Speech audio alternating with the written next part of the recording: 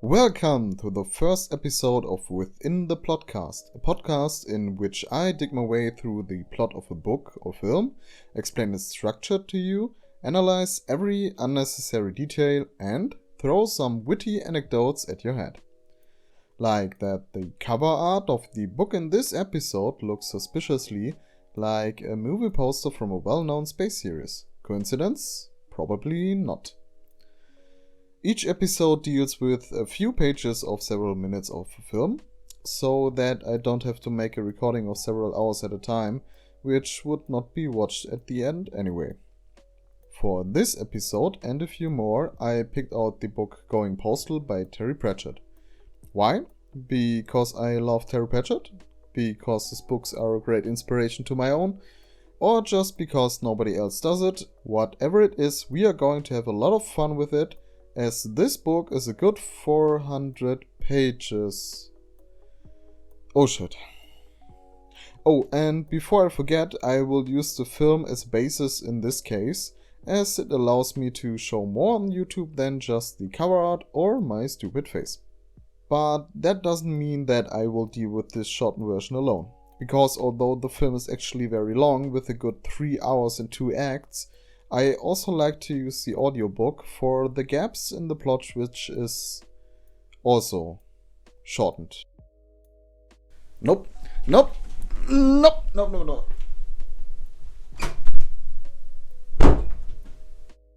Well, then I must go back to the book, which is right next to me, to not miss anything. Here we go.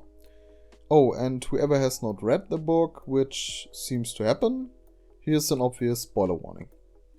Spoiler!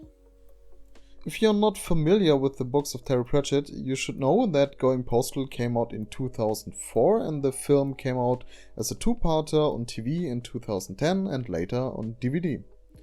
On the cover we can see the hero of the story, Moist von Lipwig, surrounded by adorable Deerheart, Mr. Grote and Stanley, in a position that shows unavoidable references compared to a movie poster of Star Wars Episode 4. Lipwig stands, a single letter in his hand, on a mountain of mail, the unusual romance at his side and the two strange friends behind him. Was the cover artist just cocky and thought, hey, I'm not in the mood today, I'll just steal from others? Or is this an illusion that the good Terry Pratchett likes to leave references to other works in his book? Pratchett fans know the truth, the rest we'll find out in this podcast. Oh, and the dogs in the background, I'm not exactly sure, but I think they should be the Lipwitz dogs described later in the book that are chased onto Lipwig by the old postman. The title of the book, Going Postal, not only fits in with the plot, in which the main character works for the post office, but is also a well-known metaphor. The saying is based on a series of rampages that took place in the US in the 80s and 90s.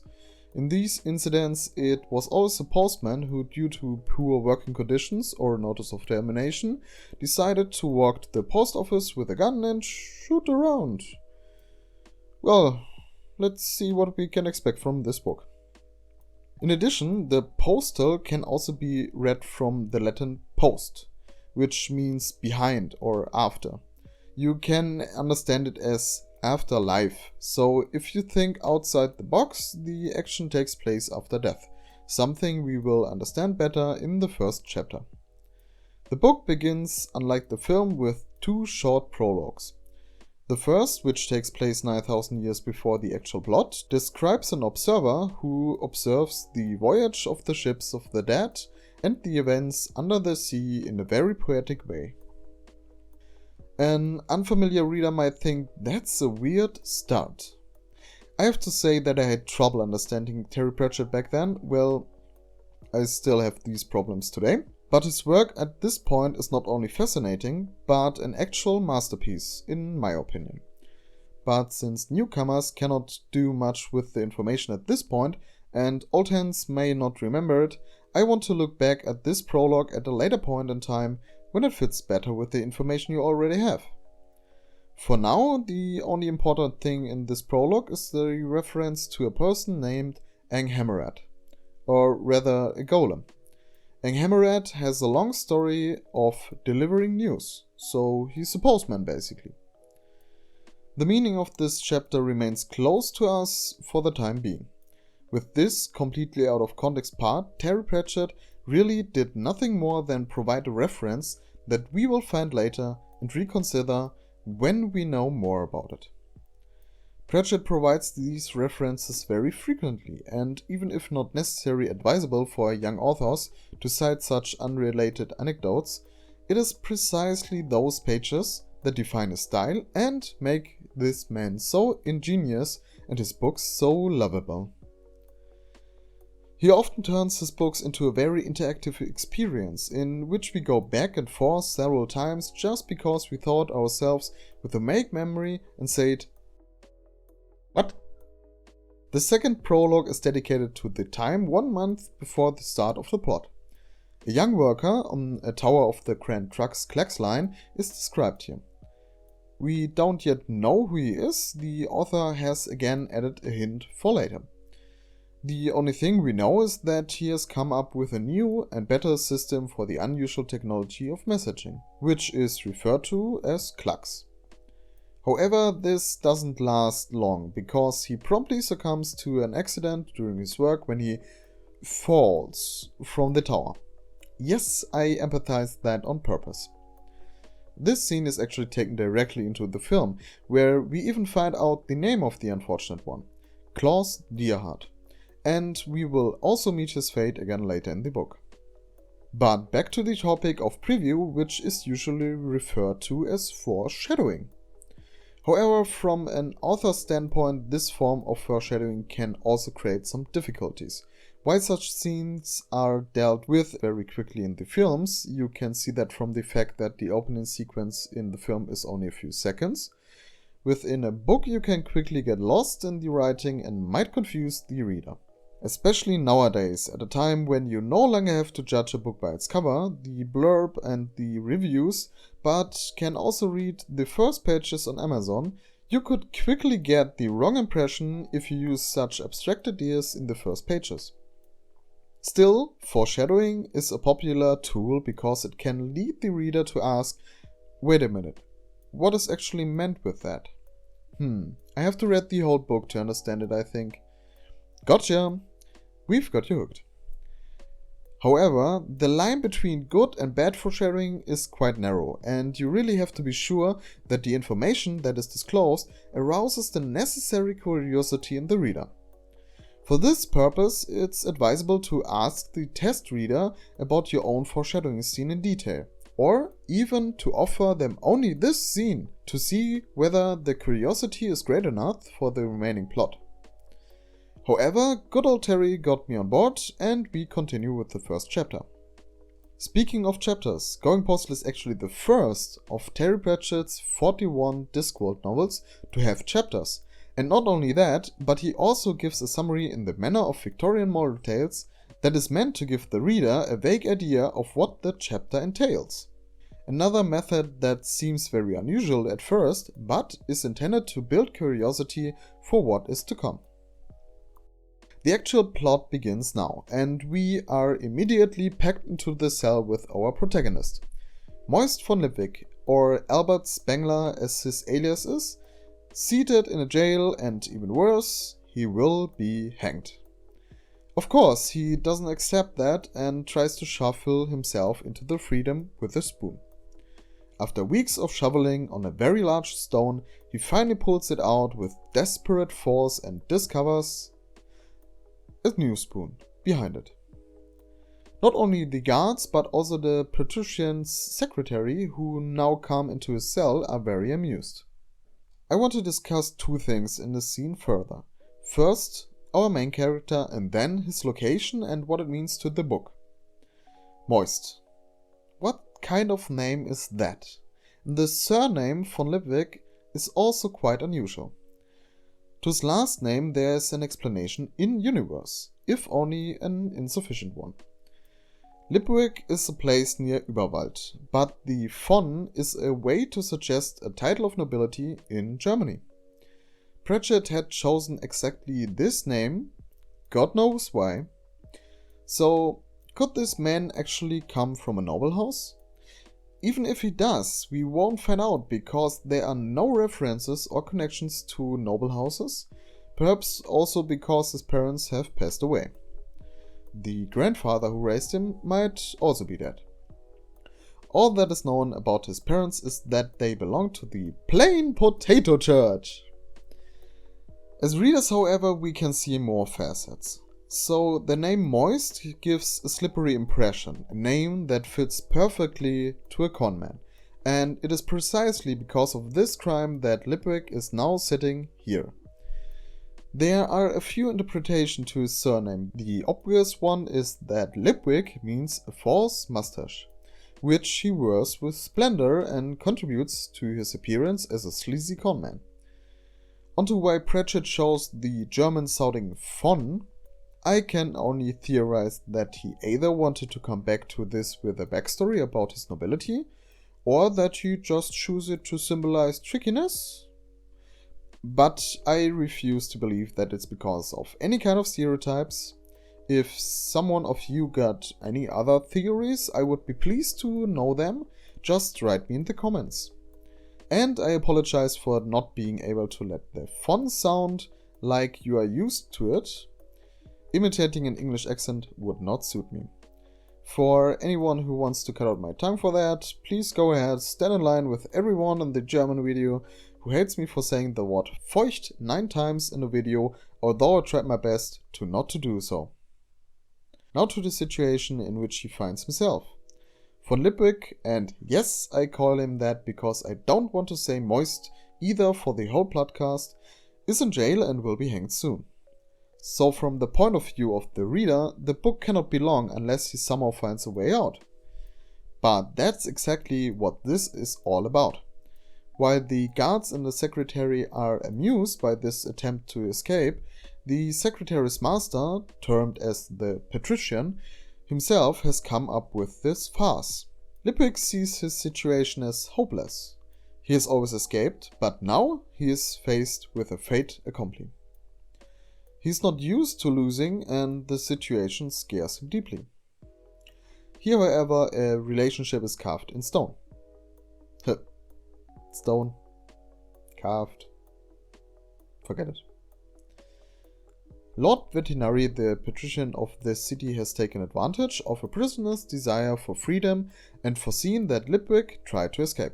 One can now wonder whether he saw it as a macabre amusement or really as an occupation therapy, as it is explained in the book that he had another unused spoon placed behind the stone excavated by Lipwick.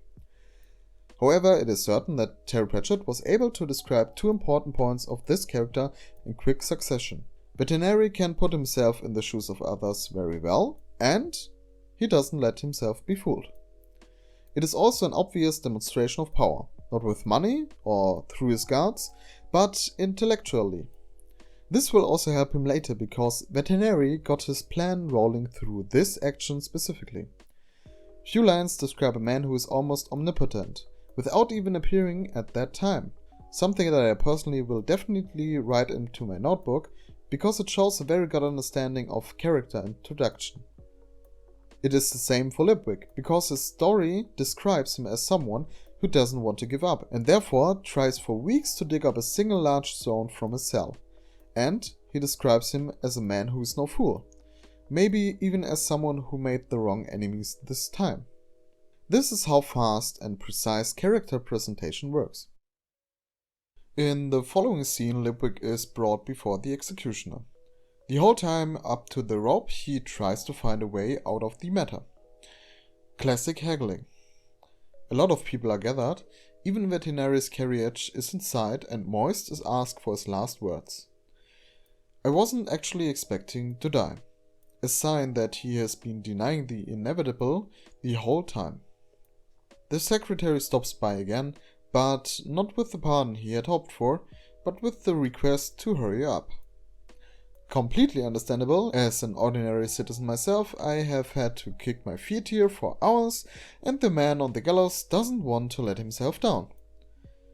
Lipwick, known as Albert Spengler, is now finally beginning to accept his fate.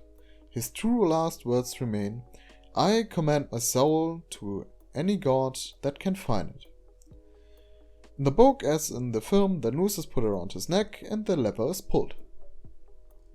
By the way, that's not how you would hang someone. Well, at least if you would want him to die. Lipwick is not supposed to die, but in that way he is more likely to slip back when the trapdoor is opened. In this scene, Pratchett incorporates some of the familiar behaviors of a grieving person. Even if I'm not an expert on this, you can tell that because he has based Lipwick's behavior on a known pattern in psychology, he described a very convincing representation. Lipwick doesn't seem apathetic or panicked. He goes through several phases in a very short time. Albert Spengler died. Rest in peace. We will miss him. Shortly afterwards, Moist von Lipwick wakes up in Veterinary's office in a chair. In the film version, they put him in a coffin. Veterinary introduces himself as his metaphorical angel, who gives him one single chance to start his life from scratch. Now that Albert Spengler's dead, Moist von Lipwick can start over. He's supposed to be postmaster. His alternative is the door directly behind him. That's the way out. Well, maybe it's more of a way down here, because there's nothing but a bottomless hole behind the door.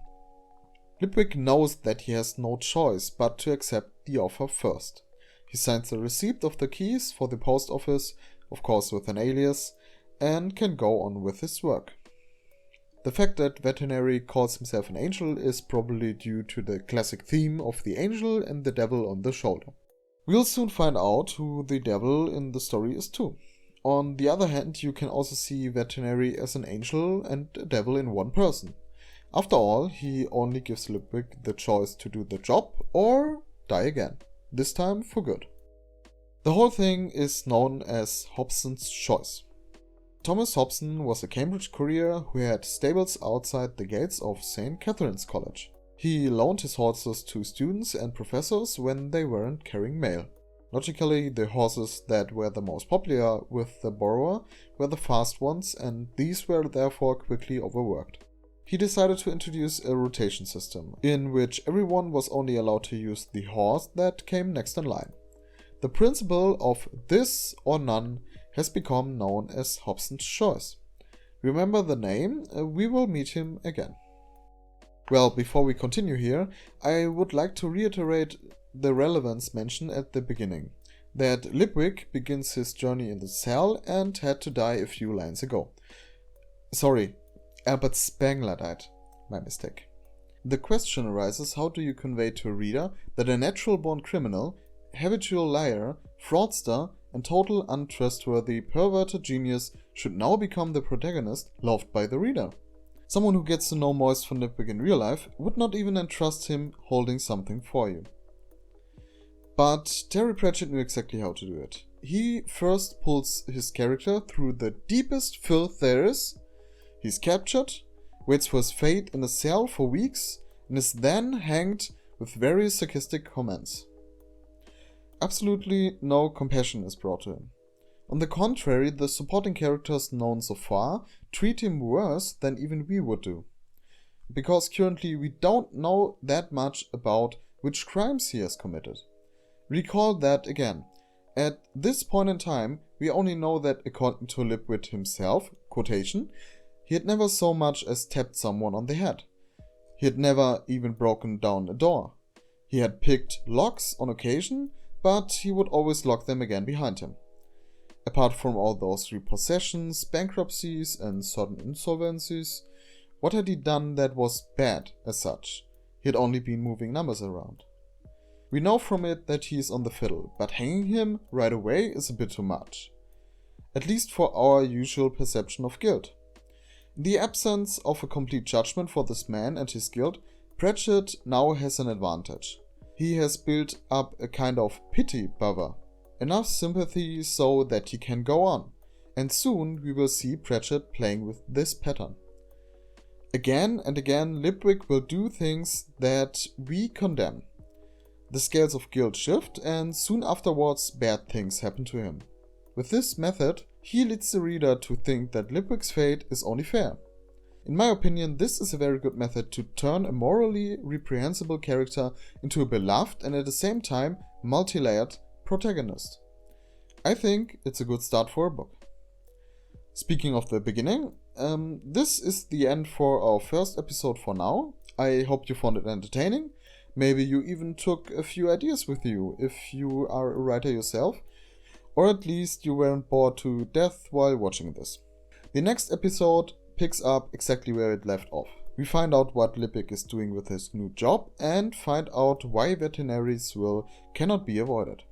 So check back next time if you liked the video. I would be happy if you would leave me a like, and if you really want to make me overjoyed, then you can also subscribe to my channel. Thanks for listening. See you soon. Now to the situation. One can only wonder whether he saw it as a macabre. This will also help him later because veterinary got his plan. This will also help him later because the vegetarian. Something that I personally will definitely write in my notebook. We have notebook.